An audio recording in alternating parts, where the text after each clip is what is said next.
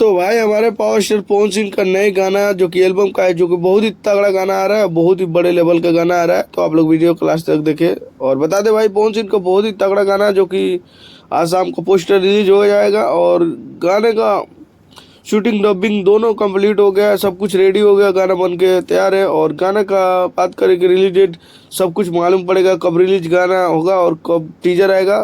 तो आप लोग को बता दें भाई, पवन सिंह का एक म्यूजिक डायरेक्टर है जो प्रियांशु सिंह ने अपने पोस्ट किए थे फेसबुक से, जो कि बताया है कि बहुत ही बड़े लेवल और ब्लास्ट गाना है।